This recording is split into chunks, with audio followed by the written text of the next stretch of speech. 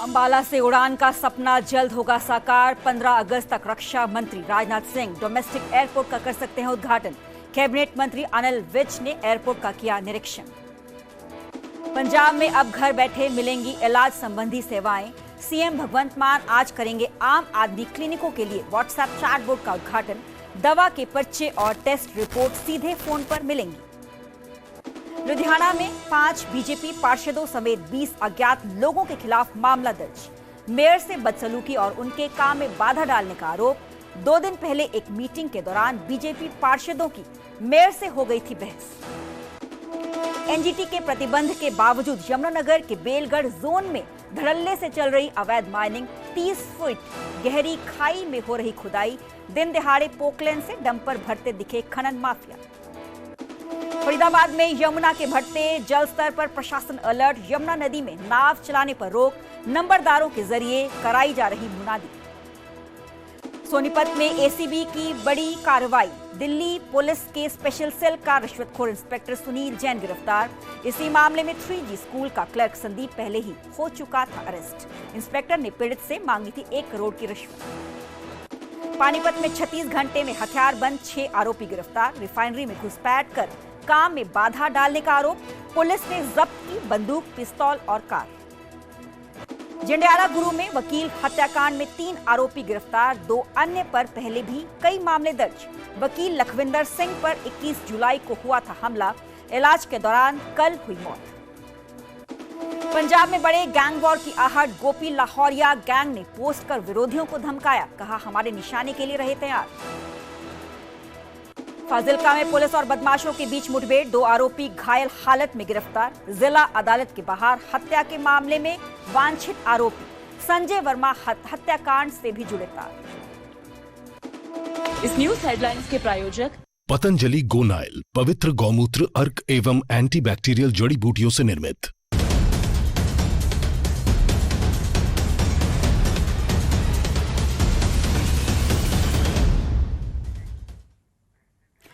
नमस्कार, मैं हूं सरबजोत कौर। न्यूज 18 पंजाब हरियाणा देख रहे सभी दर्शकों का स्वागत है। बुलेटिन की शुरुआत करेंगे और सबसे पहले बात करेंगे अंबाला की, क्योंकि अंबाला से जल्द ही उड़ान का सपना साकार होने वाला है। बता दें कि डोमेस्टिक एयरपोर्ट से जल्द ही उड़ान सेवा की शुरुआत होने जा रही है। कैबिनेट मंत्री अनिल विज ने रक्षा मंत्रालय से इसकी मंजूरी ले ली है। बता दें कि 15 अगस्त तक एयरपोर्ट का उद्घाटन संभव है। रक्षा मंत्री राजनाथ सिंह घरेलू हवाई अड्डे का उद्घाटन करेंगे। मंत्री अनिल विज ने एयरपोर्ट का निरीक्षण भी कर लिया है। बता दें कि इसके साथ ही अंबाला की जनता का इंतजार खत्म हो जाएगा। लोग अंबाला के घरेलू एयरपोर्ट से अब उड़ान भर सकेंगे, क्योंकि लंबे समय से इस सेवा का इंतजार लोगों की तरफ से किया जा रहा है।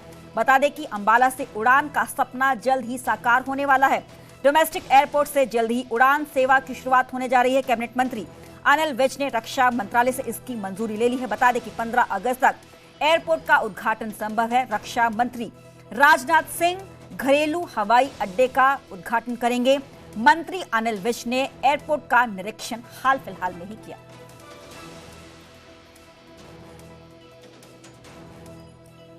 रक्षा मंत्री राजनाथ सिंह जी से कुछ दिन पहले मिला था। मैंने उनसे प्रार्थना की थी कि ये जो एयरपोर्ट बना है, ये आपने डिफेंस की भूमि हमें दिलवाई, उसी के कारण ये बन पाया, नहीं तो यहाँ पर कोई जमीन ही नहीं थी बनाने के लिए। इसलिए मैं चाहता हूँ कि इसका उद्घाटन आप द्वारा किया जाए। तो उन्होंने सहर्ष उसके लिए स्वीकृति प्रदान कर दी थी, लेकिन बरसात का सीजन आ गया, मैंने उसको परस्यू नहीं किया। अब मैंने रक्षा मंत्री जी को भी पत्र लिखा और हरियाणा के मुख्यमंत्री जी को भी पत्र लिखा कि क्योंकि दोनों का होना जरूरी है उद्घाटन के समय, कि वो आपस में बात करके 15 अगस्त के आसपास कोई तिथि तय कर लें, ताकि उस दिन इसका उद्घाटन हो सके। एयरपोर्ट पूरी तरह से तैयार है। हमने आज देखा है, एविएशन डिपार्टमेंट ने भी अपने यहाँ पे 2 अधिकारियों के ऑर्डर कर दिए हैं। एक तो ज्वाइन कर गए हैं, एक 1-2 दिन में और आ जाएंगे, और जल्दी ही सारा स्टाफ उसका आ जाएगा। सीएम नायब सिंह सैनी ने शनिवार को पंचकुला में कई कार्यक्रमों में शिरकत की। सबसे पहले सीएम सैनी ने पीएम सम्मान निधि कार्यक्रम में शिरकत की। इसके बाद वो ग्रुप डी में नव चयनित कर्मचारियों को नियुक्ति पत्र उनकी तरफ से दिया गया। फिर सेक्टर 3 के ताऊ देवीलाल स्टेडियम में 3 दिवसीय खेल महाकुंभ का शुभारंभ उन्होंने किया। नव चयनित कर्मचारियों को नियुक्ति पत्र देते हुए सीएम नायब सिंह सैनी ने कहा कि बीजेपी सरकार ने बिना खर्ची बिना पर्ची के युवाओं को नौकरी देने का काम किया है और वो युवाओं को रोजगार देने के लिए प्रतिबद्ध है।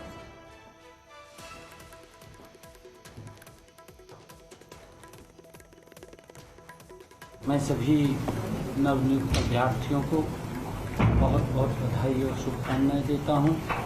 उनके परिवारजनों को, उनके रिश्तेदारों को सरकार का जो संकल्प है कि ट्रांसपेरेंसी के आधार के ऊपर युवाओं को नौकरी देना, उसके ऊपर हमारी सरकार का लगातार नॉन स्टॉप इम्प्लीमेंट चल रहा है। और हमने जो अपने संकल्प पत्र में भी कहा है, धीरे धीरे करके हम उसको पूरा कर रहे हैं और उसको आगे बढ़ा रहे हैं। मुझे खुशी है कि इनके शामिल होने से लगभग अब तक हमारी सरकार ने 1,85,000 युवाओं को हरियाणा सरकार में नौकरी दी है। आगे बढ़ेंगे और बात करेंगे यमुनानगर की। यमुनानगर में बेलगढ़ जोन में धड़ल्ले से अवैध माइनिंग चल रही है। बता दें कि एनजीटी के आदेशों की खुलेआम धज्जियां उड़ाई जा रही हैं। एनजीटी के प्रतिबंध के बावजूद खनन माफिया सक्रिय है। बता दें कि 30 फुट गहरी खाई में ये खुदाई की जा रही है। दिन दिहाड़े पोकलैन से डंपर भरते हुए माफिया दिखाई दिए। प्रशासन की टीमें तैनात हैं, इसके बावजूद भी खनन लगातार जारी है। स्क्रीनिंग प्लांट तक बेरोक टोक ये डंपर पहुंच रहे हैं। जिम्मेदार अधिकारी मौन हैं और माफिया के हौसले बेहद ही बुलंद हैं। बता दें कि बेलगढ़ जोन में धड़ल्ले से अवैध माइनिंग चल रही है। एनजीटी के आदेशों की खुलेआम धज्जियां उड़ाई जा रही हैं। एनजीटी के प्रतिबंध के बावजूद भी खनन माफिया सक्रिय है। बता दें कि 30 फीट गहरी खाई में ये खुदाई हो रही है। दिन दिहाड़े पोकलैन से डंपर भरते हुए ये माफिया दिखाई दे रहे हैं। प्रशासन की टीमें तैनात हैं, पर इसके बावजूद भी खनन यहाँ पे अवैध खनन लगातार जारी है।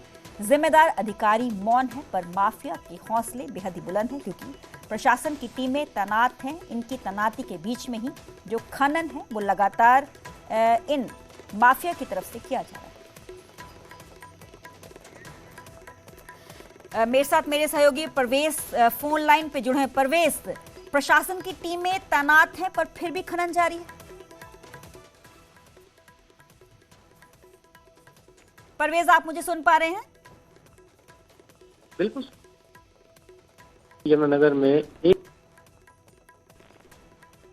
पर तक एनजीटी लागू होती है। इसका मतलब ये होता है कि जिले में लीगल एक्टिविटी भी नहीं। आपकी आवाज क्लियर नहीं आ पा रही, अगर आप नेटवर्क में आके हमारे साथ बात कर पाए। चलो दोबारा तो कोशिश करांगे कि ऐसी मेरे सहयोगी नाल गाल कर पाइए। बता दें कि बेलगढ़ जोन में धड़ल्ले से अवैध माइनिंग चल रही है। एनजीटी के आदेशों की खुलेआम धज्जियां उड़ाई जा रही हैं। एनजीटी के प्रतिबंध के बावजूद भी खनन माफिया पूरी तरीके से अलर्ट है। नगर में एक 6 साल का मासूम बच्चा तालाब में डूब गया। खेलते समय उसका पैर फिसला और बच्चा अचानक तालाब में गिर गया। बता दें कि गोताखोरों ने मासूम का शव तालाब से बाहर निकाल लिया है। गांव में गुस्साए ग्रामीणों ने सड़क पर जाम लगा दिया। प्रशासन और विधायक के खिलाफ जम के नारेबाजी ग्रामीणों की तरफ से की गई है। बता दें कि कई घंटे बाद पुलिस के आश्वासन पर इस जाम को खुलवाया गया। ग्रामीणों ने कार्रवाई नहीं होने के बाद आंदोलन की चेतावनी भी दी।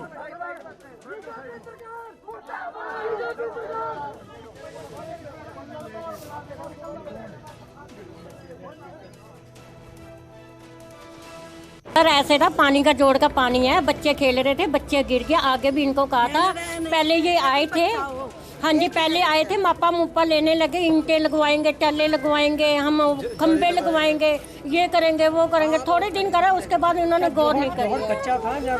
सर कच्चा था, सर हमने कहा था जो ये काम करना है पहले पक्का करवाना, वरना नहीं तो ना काम करवाओ। भाई बच्चे छोटे छोटे, अब पीर के पास ऐन बड़ा खड्डा हो गया। डिमांड क्या आप लोगों की? सर वहाँ से या तो जोड़ी बंद करे। छोटे छोटे बच्चे हैं, आज दोते पोते हैं, उनका किन्हीं का बच्चा, हमारा भी बच्चा है, किसी का बच्चा और भी गिरेगा।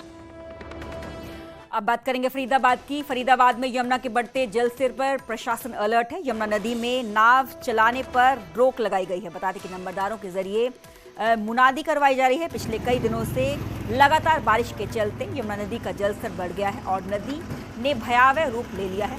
बता दें कि नदी के किनारे बसे गांव में हालात काफ़ी मुश्किल हो गए हैं। नदी के किनारे गांव मोहना, छयासा, अरुआ, चांदपुर, साहूपुरा, मोठूका समेत कई गांव में नंबरदारों के जरिए मुनादी करवाई गई है।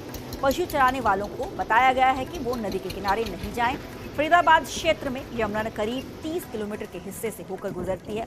यमुना के किनारे कई गांव बसे हुए हैं जहां फसलों को नुकसान पहुंचता है। बता दें कि और कई बार पानी घरों में भी यहां पे घुस जाता है।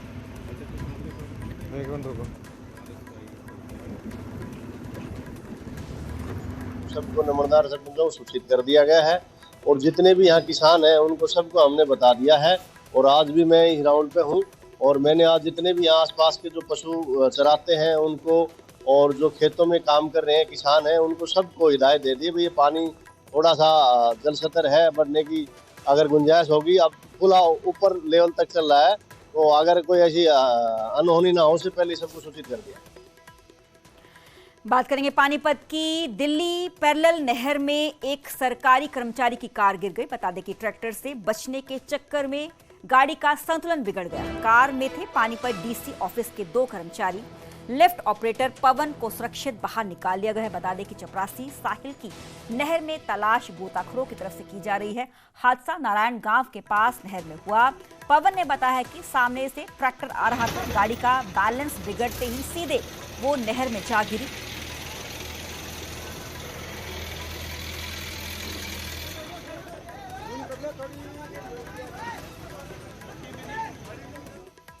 आइसर ट्रक था, जो आइसर है सर, वो आने लग रहा था तो उसको ओवरटेक करने के जैसे हमारी तरफ से आया सर वो, तो उसको साइड देने उसको निकालने के चक्कर में गाड़ी उसमें चली गई सर। तो फिर आपको किसने निकाला, कैसे निकाला? मेरे को 2 बंदों ने निकाला सर। उसका पता नहीं, साहिल का? मेरे को पता नहीं सर, अभी तक वो तो कह तो रहे हैं जितना है। हमें सूचना मिली थी कि नहर में गाड़ी पड़ गई है। एक साहिल नाम का लड़का है, एक पवन नाम का, जो डीसी ऑफिस में काम करते हैं, वहाँ से आए थे। आते वक्त इसमें गाड़ी में एक तो मिल गया पवन, उसकी तलाश जारी है। कैसे हादसा हुआ, कुछ पता लगा जी? ये तो गाड़ी आ रही थी, पाक से हुआ है। किस पोस्ट पे काम करते थे लोग वहाँ पे? एक पीएन है, एक ऑपरेटर है। और बात बारिश की परेशानी की। मोहाली में आज कई जगहों पर लोग बारिश से परेशान रहे। फेज 11 में घुटनों तक पानी भर गया। पानी निकासी न होने के कारण लोगों को काफी दिक्कतों का सामना करना पड़ा। हालांकि बारिश रुकने पर ये पानी निकल गया। मोहाली के ज़रकपुर से भी ऐसी ही तस्वीरें सामने आई, जहां बारिश के पानी के कारण सड़कें जलमग्न हो गई और लोगों को भारी मुश्किलों का सामना करना पड़ा।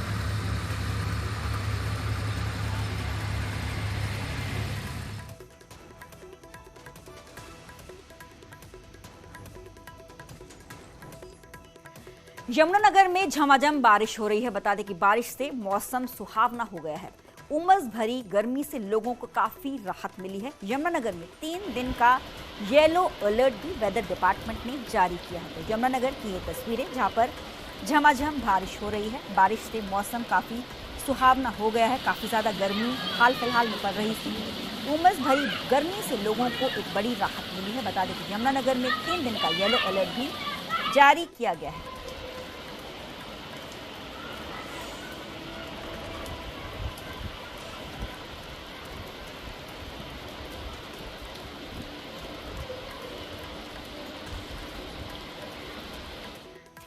पानीपत में 36 घंटे में हथियारबंद 6 आरोपी पुलिस की तरफ से गिरफ्तार किए गए हैं। बता दें कि रिफाइनरी में घुसपैठ कर काम में इन्होंने बाधा डाला था, तो पुलिस ने बंदूक, पिस्तौल और कार इनकी जब्त की है। खुद को टैंकर ड्राइवरों का नेता बता रहे थे ये आरोपी। अवैध वसूली के लिए हथियारों से इन्होंने दबाव बनाया। बता दें कि 3 आरोपियों पर पहले ही कई आपराधिक मामले दर्ज हैं और 4 को पुलिस रिमांड पर भी पुलिस ने भेज दिया है। तो पानीपत का ये मामला है जहां पर 36 घंटे में पुलिस ने 6 हथियारबंद आरोपी गिरफ्तार किए। इस संबंध में हमारे को जीएम की तरफ से जो रिफाइनरी से जो कंप्लेंट आई उसके आधार पे हमने एफआईआर दर्ज की थी और मामले की गंभीरता को देखते हुए माननीय पुलिस अधीक्षक साहब ने ये सीआईए 1 को तुरंत कार्रवाई के लिए आदेश दिए। अब कल जो है सीआईए 1 की टीम ने 6 व्यक्तियों को गिरफ्तार किया है जो इस पूरी घटना में शामिल थे। उन 6 व्यक्तियों को कल गिरफ्तार करके आज न्यायालय में पेश करेंगे और इनसे आगे की रिकवरी और जो अन्य तफ्तीश है, इन्वेस्टिगेशन में क्या चीज़ें हैं वो चीज़ें आगे बढ़ाएंगे। जो ये मामला है वो एक यूनियन बना करके उन ट्रक चालकों से और उनसे पैसे इकट्ठे करने का, वसूली करने का है। इसके अलावा जितने हैं उसमें कुछ में पता लगा है कि कुछ के खिलाफ पहले से ही आपराधिक मुकदमे दर्ज हैं, लेकिन पूछताछ में जो सामने आई हैं अभी जो है गहन पूछताछ की आवश्यकता है, इसलिए इसको रिमांड पे लेकर के और इसमें आगे की तफ्तीश करेंगे। और अब बात करेंगे रेवाड़ी की, जहां पे ट्रक कंडक्टर मनोज की पीट कर हत्या कर दी गई है। बता दें कि हत्या मामले में एक आरोपी विवेक पुलिस की तरफ से गिरफ्तार किया जा चुका है। मुख्य आरोपी दीपक समेत 5 अभी भी फरार है। तो पकड़ा गया विवेक NIT से बीटेक टॉपर है। हत्या से पहले दीपक और मनोज में दरअसल झगड़ा हुआ था। मनोज की लाश धारूहेड़ा में सड़क किनारे मिली थी। सीसीटीवी फुटेज से पुलिस ने 6 आरोपी पहचाने। फरार आरोपियों की तलाश में पुलिस टीमें जुटी हुई।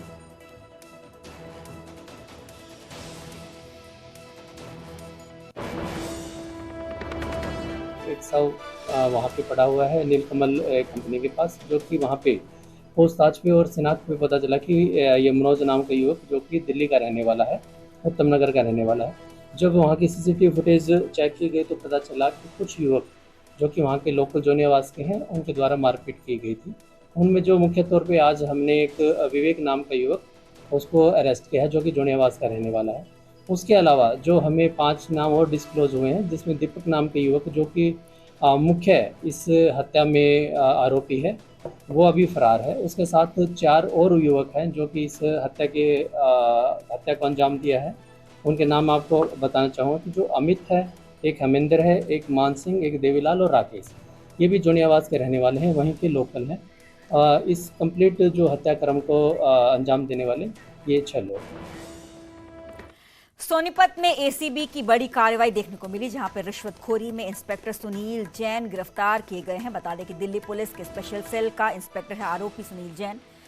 3G स्कूल में क्लर्क संदीप पहले ही पकड़ा गया था। इस मामले में संदीप को 30 लाख रिश्वत लेते पकड़ा गया था। बता दें कि रिश्वत सुनील जैन के कहने पर ही ली जा रही थी। पीड़ित से 1 करोड़ की रिश्वत मांगी गई थी। बता दें कि एसीबी ने जाल बिछाकर आरोपी को रंगे हाथी पकड़ा और इंस्पेक्टर सुनील जैन को भी देर रात दबोच लिया गया। दोनों आरोपियों को कोर्ट में पेश कर रिमांड हासिल पुलिस की तरफ से किया जा चुका है।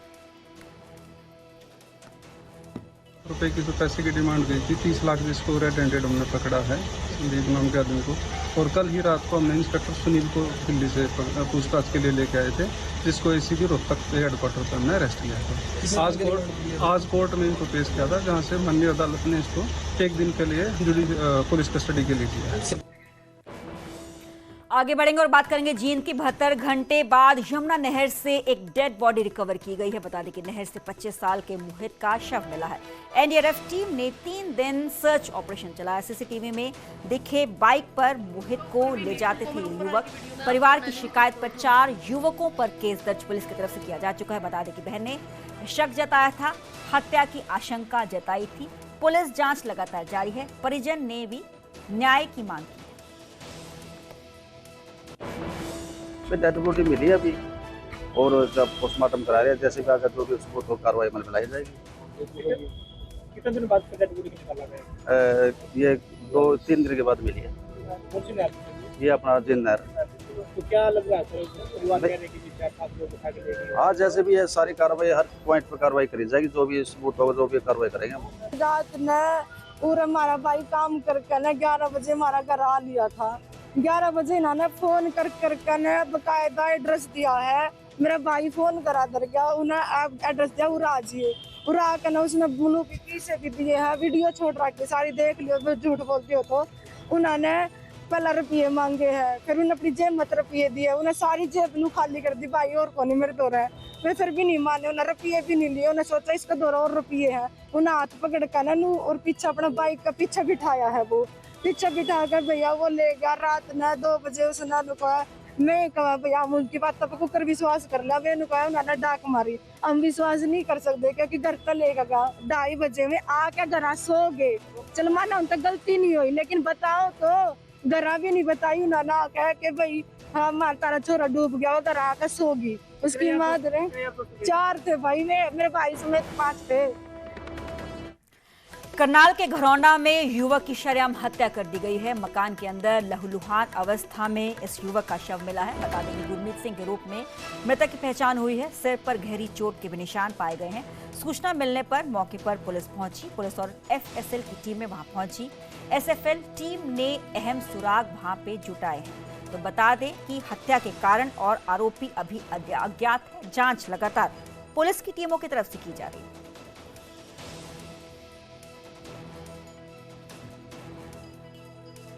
क्या नाम है? गुरमीत। क्या उम्र है?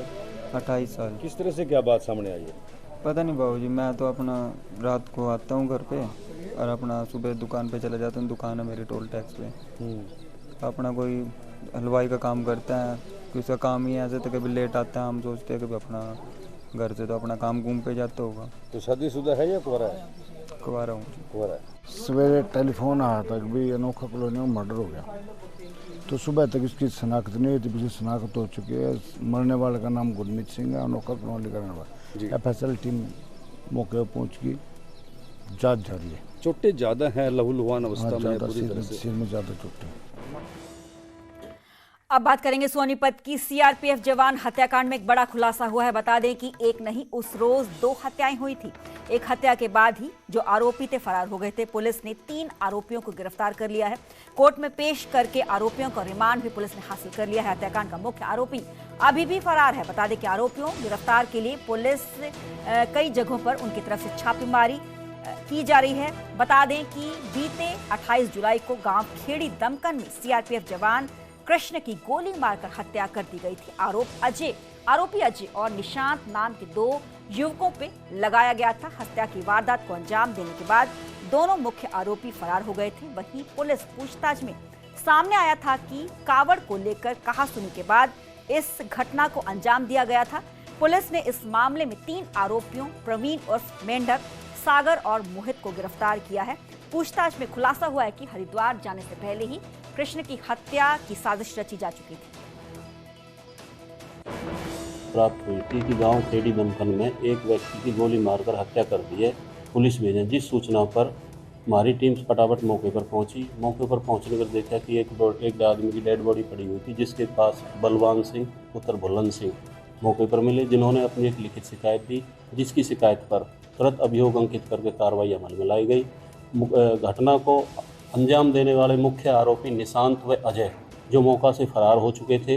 अनुसंधान के दौरान सामने आया कि मोहित आरोपी जो अरेस्ट किया है, मोहित के पास निशांत अपना लोडेड पिस्टल अवैध रख के गया था कावड़ में जाने से पहले, और उसके साथ प्रवीण उर्फ मेंढक भी साथ था और अजय उसके साथ था।